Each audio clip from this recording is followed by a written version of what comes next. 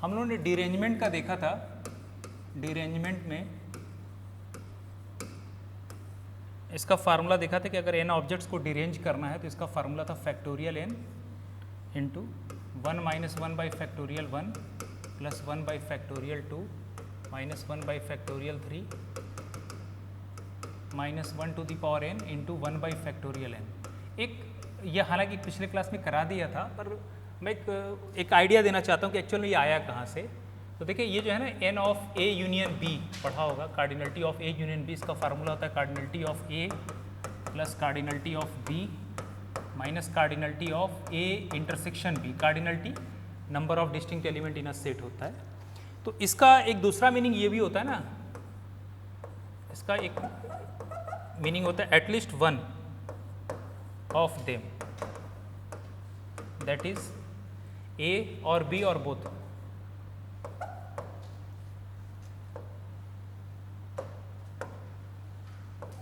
ए और बी और बोथ। कभी भी, हालांकि इसको भी मैं डिटेल में कराऊंगा सेट थ्योरी, वो जब क्वेश्चंस कराऊंगा इसके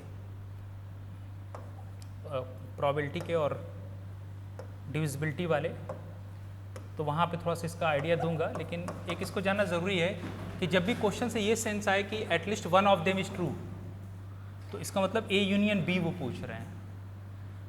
तो ये होता है, यह है कि मान लीजिए ए है, ये बी है, ये इंटरसेक्शन हो गया A intersection B, A intersection B.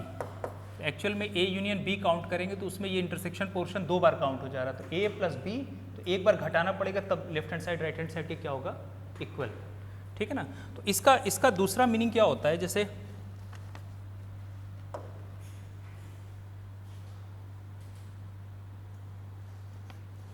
अगर A1 जो है,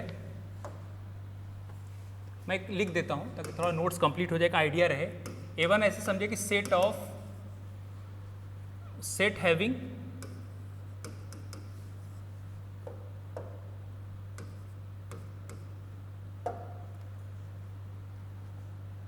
L1 इन E1।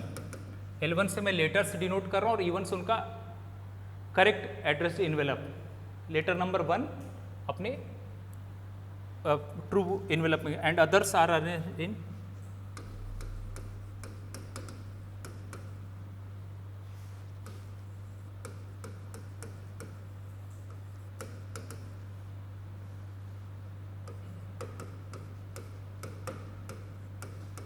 मान लीजिए टोटल अगर n लेटर्स और n इन्वेलप्स हैं, एक लेटर अगर अपने सही पोजीशन में चला गया और बचे जो n-1 लेटर्स हैं उनको कितने वेज में अरेंज करेंगे, फैक्टोरियल n-1। उसी तरह A2 जो है, A2 डिनोट कर रहा है set having L2 in E2 and other again will be arranged in factorial n-1 ways, factorial n-1 ways. तो बेसिकली जो डिरेंजमेंट होता है ना, डिरेंजमेंट को हम ऐसे भी देख सकते हैं कि total arrangement minus at least one in correct place. तो at least one letter in its correct address envelope.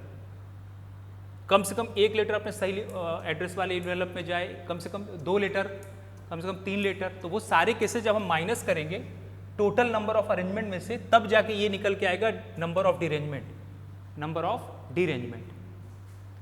Actual formula वो यहीं से आता है, वो जो डायरेक्ट हम लोग लिख देते हैं ना कि फैक्टोरियल n, ये जो फार्मूला यहाँ पे लिखा हुआ, तो देखिए उसी तरह की चीज़ें बन भी रही है। वो प्रिंसिपल ऑफ इंक्लूजन एक्सक्लूजन, या देखिए यहाँ पे ये जो उस तरह की चीज़ें हैं, अगर आप इसका बेसिक फार्मूला देखेंगे ना, तो टोटल में से फैक्टोरियल n मल्टीप्लाई करेंगे n लेटर्स को n प्लेस पे अरेंज करने के फैक्टोरियल n वेज, उसमें से एक लेटर अपने सही एड्रेस पे गया, बाकी नहीं गए तो उन केसेस को बाहर करेंगे, या 2 लेटर अपने सही एड्रेस इन्वेलप में गया और बाकी नहीं गए तो उनका अरेंजमेंट। लेकिन उन 2 में पहले एक हम ऑलरेडी काउंट कर रखे हैं, तो वो घटाना पड़ेगा क्योंकि उन 2 में वो ऑलरेडी काउंट हो गया। तो इसीलिए ये अल्टरनेट माइनस प्लस चल रहा है, अल्टरनेट माइनस प्लस चल रहा है, ठीक है ना। तो इसका जो बेसिक कॉन्सेप्ट है वो यही, तो अब जब at least one of them compute करना होगा तो ये आएगा, यही चीज़ें है वहाँ पे। तो एक मैं बेसिक आइडिया दे देता हूँ कि जब भी डिरेंजमेंट कंप्यूट करना उसका दूसरा ये तरीका है कि आप टोटल नंबर ऑफ अरेंजमेंट, मान ले 4 लेटर से 4 एनवेलप है, तो कितनी तरह से डिरेंज करें कि कोई भी लेटर जो अपने करेक्ट एड्रेस एनवेलप में ना जाए, यही तो निकालना, वही तो डिरेंजमेंट कहलाता है। तो 4 लेटर 4 प्लेस पे अरेंज होंगे फैक्टोरियल 4 वेज में, उसमें से एक लेटर अपने सही प्लेस पे जाए, बाकी 3 ना जाए, वो काउंट करेंगे। 2 लेटर अपने सही, लेकिन 2 लेटर वाले में प्रॉब्लम होगी, 2 लेटर अगर सही, हाँ 4 है ना तो ठीक है, 2 लेटर सही एड्रेस पे जाए, 2 लेटर न जाए, तो वो हो गया 3 का केस। लेकिन 3 लेटर जब अपने सही एड्रेस पे चले जाएंगे तो चौथा तो अपने आप चला गया ना, तो वो केस नहीं बनेगा। जैसे 4 लेटर 4 एनवेलप है, हमने 3 को अपने करेक्ट एड्रेस में डाल दिया, तो चौथा ऑब्वियस है वो बच जाएगा, तो वो केस हमें काउंट नहीं करना पड़ेगा, वो केस मुझे काउंट नहीं करना पड़ेगा। तो मैं उसको थोड़ा सा, अब क्योंकि आपने उस दिन पूछ दिया था तो थोड़ा सा एक मैं आइडिया दे देता हूँ। तो ये हो जाएगा इक्वल टू n लेटर्स को n प्लेस पे अरेंज करेंगे फैक्टोरियल n माइनस ये हो जाएगा a1 union a2 union an, ये होता है। अब ये यूनियन कंप्यूट करने का जो फार्मूला होता है, पहले सिंगल सिंगल का सम चलेगा, फिर माइनस 2 के जितने केसेस होंगे, फिर प्लस 3 का सम करेंगे, माइनस फिर 4 के, ये इसका फार्मूला होता है। जैसे आपने देखा होगा ना कि n of a union b जब निकालते हैं तो पहले कार्डिनलिटी ऑफ a प्लस, पहले सारे सिंगल का सम चलता है, minus cardinality of a intersection b, 2 का इंटरसेक्शन का एक ही केस बनेगा। अगर ये 3 पे होता, a union b union c, इस पे बेसिकली क्वेश्चन भी आज मैं कराऊंगा। तो हम पहले सारे सिंगल का सम करते, फिर 2 का हटाते, n of a intersection b minus b intersection c, b intersection c minus cardinality of a intersection c, और फिर प्लस 3 का ऐड करते, तो 3 का एक ही केस इंटरसेक्शन का बनेगा, a intersection b intersection c। तो इस तरह फार्मूला जनरलाइज होता है, पहले सिंगल का सम चला, माइनस फिर 2 का इंटरसेक्शन बाहर किया, फिर 3 का ऐड किया। एक्चुअल में ये कर, इन 2 में ना ये ऑलरेडी एक काउंट हो जाता है, उसी को कहते हैं कुछ चीज़ें इंक्लूड हुई, फिर कुछ चीज़ें एक्सक्लूड करनी पड़ी। तो मैं इसको एक एग्जाम्पल से समझा देता हूँ। इसका एक बहुत अच्छा एग्जाम्पल है, जैसे मेरे पास मान ले 2 लेटर और 2 इन्वेलप है, मान लें ये A है और ये B है, तो इसका अरेंजमेंट क्या होगा? टोटल नंबर ऑफ अरेंजमेंट, या तो मैं A लेटर वाले को अपने करेक्ट एड्रेस एनवेलप में डाल दूं, इसको एक तो वो और एक दोनों इंटरचेंज कर दिया, तो 2 अरेंजमेंट होगा। तो अगर 2 लेटर का मैं डिरेंजमेंट की बात करूं, तो यहाँ से दिख रहा है कि डिरेंजमेंट तो एक ही कहलाएगा ना। डिरेंजमेंट मतलब कोई भी लेटर अपने करेक्ट एड्रेस एनवेलप में न जाए, वही तो नंबर ऑफ टोटल नंबर वो क्या कहलाए डिरेंजमेंट। तो अगर 2 के केस में कितने डिरेंजमेंट होगा? 1। एक्चुअल में ये तो इसका मान लीजिए करेक्ट एड्रेस A के लिए था, ये B के लिए था, तो ये इसमें चला गया, ये इसमें चला गया, तो वो तो करेक्ट एड्रेस एनवेलप में चला गया ना। डिरेंज के कितने केस बने? इन 2 में से डिरेंजमेंट का एक ही केस है, 2 में से डिरेंजमेंट का एक केस है, तो उस काउंटिंग से भी तो आना चाहिए। तो 2 लेटर को 2 प्लेस में अरेंज कितने वेज में करते हैं? फैक्टोरियल 2 वेज में। तो 2 लेटर को 2 प्लेस पे अरेंज किया, तो फार्मूला होता है total arrangement minus all correct, घटा दिया, तो टोटल अरेंजमेंट कितना हो गया? फैक्टोरियल 2 माइनस एक वो केस जिसमें सारे लेटर अपने सही वाले एड्रेस पे चले गए, तो फैक्टोरियल 2 होता है, 2 माइनस 1 1 हो गया। तो 2 लेटर और 2 उनके करेक्ट एड्रेस इन्वेलप हैं, उसको डिरेंज करने के कितने वे हुआ? 1 वे हुआ। अब 3 को काउंट कर लेते, ये तो जनरल काउंटिंग है ना, इससे भी आंसर आना चाहिए। हालांकि वो डायरेक्ट फार्मूला है, लेकिन एक बेसिक मैं आइडिया दे रहा हूँ कि कैसे वो आया कहाँ से।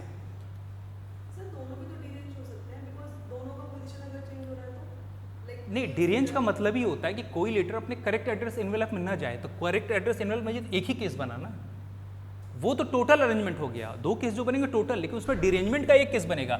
एक्चुअली ये A के लिए है, उसमें B चला गया, ये B के लिए उसमें A चला गया, तो डिरेंजमेंट का एक ही केस बना ना, ठीक है ना। डिरेंजमेंट का मीनिंग ही यही होता है, ठीक है। अब 3 की बात करते हैं, तो 3 डिरेंजमेंट का मतलब समझाएगा ना, मतलब 3 टोटल लेटर्स हैं, उनको डिरेंज कर रहे हैं, 3 लेटर्स का डिरेंजमेंट।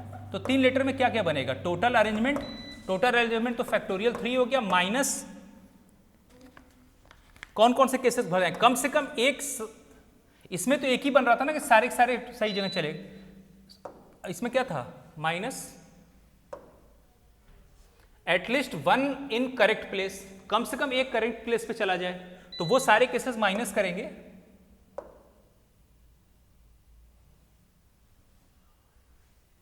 ज्यादा ही नहीं फ्लक्चुएट कर रहा है कुछ।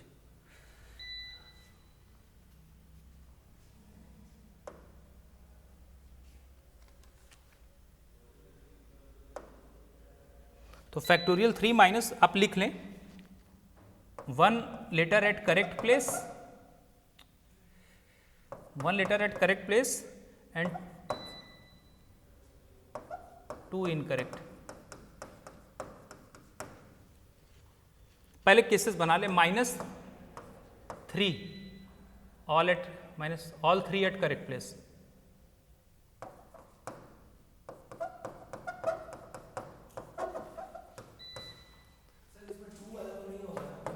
हाँ हाँ, वो इसलिए नहीं लिखा क्योंकि 2 लेटर मान ले, टोटल तीन लेटर्स और 3 एनवेलप है।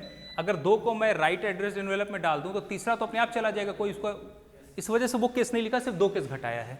तो फैक्टोरियल 3 हो गया, -3 में से एक लेटर सेलेक्ट किया जो करेक्ट के लिए, -3C1। और ये बताया 2 इनकरेक्ट का, ये 2 इनकरेक्ट मतलब क्या हुआ, डिरेंजमेंट ही तो हुआ।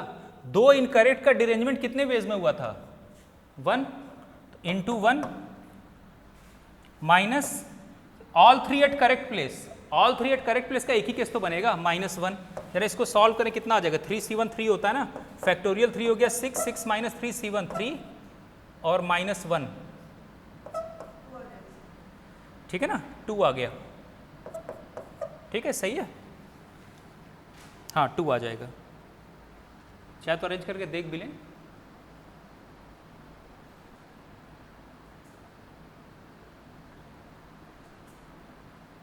तो 2 लेटर्स को डिरेंज करने का एक वे हुआ, 3 अगर लेटर्स हैं उनको डिरेंज करने का 2 वे हुआ। अब मैं 4 पे उस दिन हम लोगों ने कंप्यूट किया था, शायद कितना आया था, 9 आया था, 4 पे 9 आया था। जरा 4 का केस देख लेते हैं।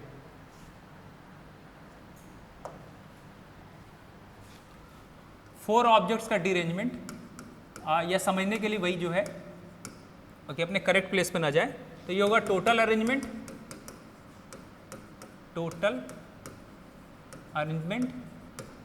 माइनस कौन कौन से केस बनेंगे, एक करेक्ट प्लेस पे, एक वो जिसमें करेक्ट प्लेस पे चले गए, और एक लेटर अपने करेक्ट एड्रेस एनवेलप पे चला गया, और 3 जो है वो इनकरेक्ट, मतलब 3 जो है वो डीरेंजमेंट, इनकरेक्ट मतलब डीरेंजमेंट उनका करना है। बच्चे 3 लेटर 3 एनवेलप में राइट एड्रेस एनवेलप में न जाए वो case, minus 2 correct position envelope में चले जाएं और 2 इनकरेक्ट, मतलब 2 का derangement, 2 incorrect, minus all correct, all correct. तो total number of ways, 4 letter को 4 प्लेस पे कितने वेज में अरेंज करते हैं, फैक्टोरियल 4, तो हो गया फैक्टोरियल 4 माइनस 1 करेक्ट और 3 इनकरेक्ट, तो 4 में से 1 सेलेक्ट करना 4C1, 3 इनकरेक्ट का भी कितना केस कराया था, 2, 3 इनकरेक्ट मतलब ये डीरेंजमेंट हो गया, डीरेंजमेंट 3 लेटर का डीरेंजमेंट, तो 3 लेटर का डीरेंजमेंट अभी पीछे सॉल्व किया है ना, 3 लेटर का डीरेंजमेंट कितना आया था 2, तो वहां इसको 2 से मल्टीप्लाई कर देंगे, माइनस 2 करेक्ट और 2 इनकरेक्ट, तो 2 करेक्ट 4 में से 2, एक ही केस बनेगा, 2 लेटर अपने सही पोजीशन चले गए, तो उनको अरेंज करने की जरूरत नहीं है क्योंकि वो तो हम राइट एड्रेस एनवेलप में रखने का एक ही वे होगा ना, 4C2, और 2 इनकरेक्ट का पीछे कितना आया था, 2 इनकरेक्ट का 1 आया था, है ना, इंटू 1 माइनस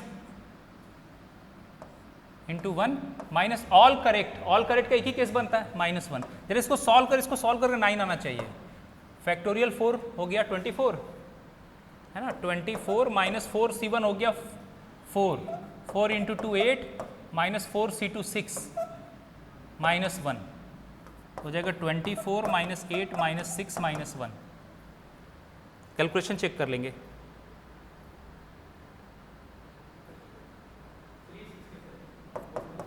आ रहा है 9, 4C2 6 होगा, हाँ 4C2 ऐसे सॉल्व करें, 4C2 है ना, मतलब 4/2 इंटू 3/1, ऊपर 4/2 पहले लिख दे, ऊपर नीचे से दोनों से एक एक कम के जब तक कि यहाँ 1 ना आ जाए, है ना। तो 2 2 ज़ा 4, 2 3 ज़ा 6, तो कितना आ गया 6, तो 4C2 कितना होता है 6, ठीक है।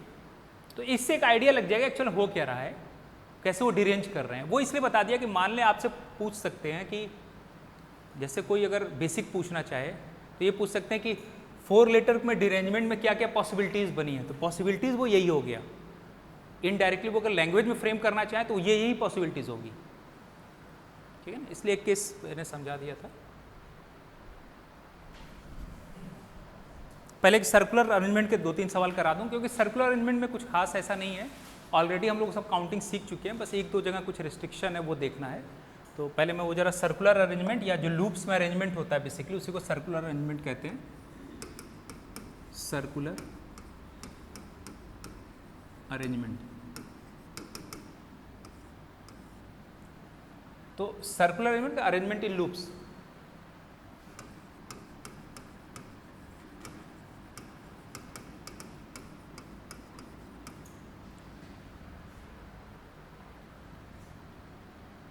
अब तक हम लोगों ने लीनियर अरेंजमेंट देखा था, रो में अरेंजमेंट।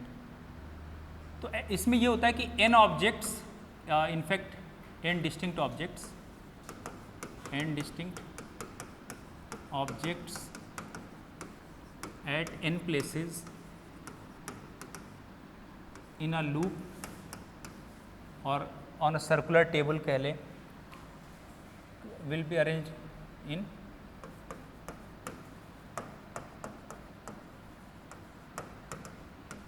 फैक्टोरियल n-1, पूरे का फैक्टोरियल, एक कम का होता है ना, n-1 वेज। उसके पीछे जो रीज़न है ऐसा क्यों होता है, क्योंकि देखिए जब लीनियर अरेंजमेंट की हम बात करते हैं, जब रो में अरेंजमेंट की बात करते हैं तो रो में एक स्टार्टिंग पॉइंट होता है, एक एंड पॉइंट हमें मालूम होता है, तो हम इसके रिलेटिव स्टार्टिंग और एंड तो हम इसके रिलेटिव अरेंज करते हैं। लेकिन जब तो रो में n डिस्टिंक्ट ऑब्जेक्ट्स को अरेंज करने के n प्लेसेस से कितने वेज होते हैं, फैक्टोरियल n। लेकिन यहाँ जब सर्कुलर की बात करते हो तो हम एक कम कर देते हैं। उसकी वजह ये होती है कि आप नंबरिंग कहाँ से करेंगे, जैसे मान लें 5 ऑब्जेक्ट्स को 5 प्लेस पर अरेंज करना हो तो हम फैक्टोरियल 4 वेज में अरेंज करते हैं, जबकि जब रो में अरेंज करना होता है तो कितने वेज में करते हैं, फैक्टोरियल 5। उसकी वजह ये होती है कि हमें ये नहीं मालूम कि काउंटिंग कहाँ से करनी है, तो कहीं ना कहीं किसी एक लेटर को फिक्स करना पड़ेगा, कहीं ना कहीं किसी एक ऑब्जेक्ट का पोजीशन फिक्स करना पड़ेगा। तो मान लें मैंने एक को यहाँ फिक्स कर दिया तो बचे उसके रिलेटिव हो जाएगा। तो जैसे ही एक कम किया तो फिक्सिंग ऑफ पोजीशन में बताया था कि एक फिक्सिंग ऑफ पोजीशन में एक कम करके, क्योंकि जिसको फिक्स करो उसके लिए एक ही चॉइस होगा, बच्चे के लिए जो है लेटर्स वो वैसी काउंटिंग होगी बेसिक। तो इसीलिए इसमें सर्कुलर अरेंजमेंट में n डिस्टिंक्ट ऑब्जेक्ट्स को n प्लेस पे फैक्टोरियल n-1 वेज में अरेंज करेंगे। अभी मैं क्लॉकवाइज एंटी क्लॉकवाइज में, अभी सिंपली अरेंजमेंट टोटल इतने हो गए, ठीक है। दूसरा जो इसमें है, जैसे इसमें मैं ये कह रहा था कि जैसे मान लें एक्चुअल में A1 A2 A3, जैसे मान लें यहाँ पे है A1 और ये A2 है और ये A3 है। A1 A2 A3, A2 A3 A1, A2 A3 A1 और A3 A1 A2, A3 A1 A2। ये रो अरेंजमेंट में तो अलग अलग काउंट होंगे। रो अरेंजमेंट मान लें 3 पोजीशन मेरे पास है, मैं यहाँ पे A1 रख दूँ, यहाँ पे A2 और यहाँ पे A3, ये अलग अरेंजमेंट हुआ। यहाँ पे पहले इस कैंडिडेट को यहाँ रख दूँ A2, फिर A3 A1, ये अलग अरेंजमेंट हुआ, और यहाँ पे A3 आ गया और A1 आ गया और A2। तो लीनियर अरेंजमेंट में तीनों अलग अलग केस काउंट होंगे, क्योंकि ये स्टार्टिंग और ये एंड है। लेकिन ये तीनों केस इस सर्कुलर परमुटेशन में तीनों एक ही काउंट होते हैं। तीनों क्या होंगे, एक ही, ये तीनों एक ही केस बनेगा, ये अलग अलग नहीं है। सर्कुलर अरेंजमेंट में एक ही है ना, चाहे मैं यहाँ से काउंटिंग शुरू कर दूँ A3 A1 A2 या A1 A2 A3, ये तो एक ही अरेंजमेंट एक है, तो ये सब एक ही अरेंजमेंट देगा, अलग अलग अरेंजमेंट नहीं होता। इस वजह से हम हमेशा करेंगे, या आप सिंपली ऐसे समझें कि n ऑब्जेक्ट को n प्लेसेस पे सर्कुलर परमुटेशन में एक हमेशा कम करके अरेंज करेंगे, क्योंकि एक का पोजीशन फिक्स करना पड़ेगा, तो जिसको फिक्स किया उसके लिए सिर्फ एक चॉइस, तो इसी वजह से कम हो जाएगा। अब मैं एक क्वेश्चन देता हूँ, उसको डायरेक्ट काउंट करें।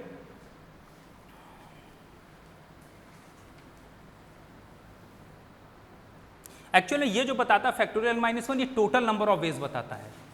तो अगर क्लॉकवाइज एंटी क्लॉकवाइज आप डिस्टिंग्विश नहीं कर सकते, तो क्लॉकवाइज एंटी क्लॉकवाइज डिस्टिंग्विश कर लेंगे, तब तो उतने ही टोटल वेज आ जाएगा। लेकिन जहाँ नहीं कर सकते तो जस्ट सिमेट्री हो जाएगी, तो हम क्या करेंगे, हाफ करना पड़ेगा, हमें हाफ से डिवाइड करना पड़ेगा। तो इसको